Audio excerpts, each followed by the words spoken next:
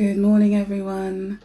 It's Wednesday and we're back with another installment of looking at this question, can we trust the Bible? So yesterday we were thinking about the discipline of textual criticism and how it offers some challenge to the objection that the Bible is just made up of false texts or texts that we can't authenticate, texts that aren't that don't stand up to scrutiny. And so it kind of shows that textual criticism shows that the texts of the New Testament have been passed down through the ages, okay, and that passing down has been one that has stood up to the rigors of textual criticism. So interesting enough, there's a great quote by Clare Jones, and he says, "The New Testament is by far the most attested ancient work." So that is I think I find that stuff very exciting as a Christian and as someone who likes to share my faith. I find the whole manuscript evidence for the Bible very compelling, but we shouldn't get too excited, and that is because sometimes people can overstate the case and make bigger claims than what the manuscript evidence is saying. And I just want to say, in terms of academic integrity, there's a great book called Myths and Mistakes, New Testament Textual Criticism, and it's by Elijah Hickson and Peter J. Gurry. They're the editors, and it looks at a lot of this manuscript evidence I was talking about. It's a very, very compelling read and just shows how yes, there's lots of manuscript evidence and we should be excited about that, but actually doing that in a way that doesn't overstate the case. So I thought I'd mention that book because what it shows is that, once again, the claims that we're making about Christianity and the Bible in particular stand up to sort of academic and scholarly criticism, okay, and that's really quite important for this idea of authenticity in what we're doing. So yes, we might have said that the New Testament text can be trusted, but does it mean that what's inside them is accurate? So is it true? Is it historically reliable? And so today we're looking at the question of the historicity, the historical reliability of what's in the New Testament text. We're not looking at the theological claims. Okay, so we've started with text. Now we're looking at the history, and then we're going to move on to some of the theological claims probably on Friday. So what do we do with that? And why is this objection so important? Well, a few years ago, somebody called James Atwill, I believe, produced a book called Caesar's Messiah. I haven't actually read the book. And in it, he was claiming essentially that the Bible was written as a propaganda tool by the Roman government. That's what he was saying. Good morning to everyone who's joined today. Lovely to see you. So he was saying that the Bible was written in this book as a propaganda tool to oppress people. And that was kind of the agenda behind it. As I said, I haven't read the book, but it is an objection I've heard in conversation. Sometimes maybe I've thought it myself. And what are we supposed to do with that? It's really interesting that in response to Atwill's book, somebody else has read it, and that person is Bart Ehrman. And he is a New Testament scholar. He is a former Christian, and he's actually quite skeptical about maybe the dating of the New Testament. If you noticed yesterday, I talked about the more conservative, the earlier dating of Mark's Gospel, as well as the later dating, so conservative and more liberal datings of the Gospels. So he's quite skeptical, but I mean, is quite skeptical about things like the dating of the New Testament and some of the things that he will question some of what's in there. But he actually said in an article called More Conspiracy Nonsense, so someone who's already skeptical about Christianity and about the claims of the Bible, in response to this book, Caesar's Messiah, he wrote an article called More Conspiracy Nonsense. And he said, and I quote, "I know sophomores in college who could rip this assertion to shreds." Now, I'm not saying here that we should I'm not defending Bart Ehrman's quite scathing review of the book, but I think it's interesting to note that someone who is a New Testament scholar, someone who used to be a Christian and is quite skeptical about the faith, actually pushes against this argument that Atwill makes in his book Caesar's Messiah, that the Bible was just written as a propaganda project for control. So what evidence do we have that the actual content of the New Testament texts are trustworthy? Well, there's this really great significance of names in the New Testament, and various studies have been done. One was done back in 2002 by a woman called Tal Ilan. I'm hoping I'm saying her name correctly. Another scholar took up her work in 2017, and his name is Richard Borkham. And essentially what they did was think about the names in the Bible. And why is that significant? Well, according to the UK Office of National Statistics, the most popular baby names of 2019 were Oliver for boys and Olivia for girls. And I'm quoting, Oliver has been the top boy's name since 2013, while Olivia has been the top girl's name since 2016. And again, that's from the Office for National Statistics. Why am I talking about this? Well, what we're seeing from this statistic from the ONS is that it's telling us something. These names, the popularity of these names in the UK, tell us something about the demographic and the cultural landscape of British life in the 2000s. Okay, so years from now, if someone had a time capsule and which included baby names, that person will be able to locate the names Oliver and Olivia in the 2000s. So names are significant. They can tell us something about a time. What are we supposed to make of the names in the New Testament? So back to these studies I was mentioning.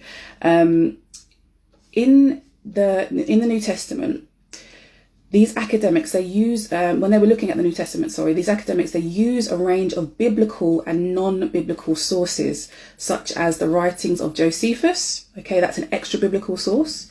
They use the Dead Sea Scrolls. They used early rabbinic texts and ossuaries. Ossuaries are boxes of bones of the deceased. So this wealth of extra biblical evidence to investigate the popularity of names in the New Testament writings and what that can tell us about the writers.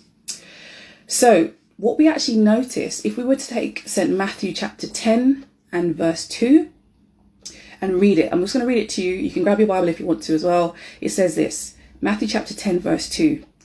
These are the names of the 12 apostles. First, Simon, who is called Peter, and his brother Andrew, James, son of Zebedee, and his brother John, Philip and Bartholomew, Thomas and Matthew the tax collector, James, son of Alphaeus, and Thaddeus, Simon the Zealot, and Judas Iscariot, who betrayed him.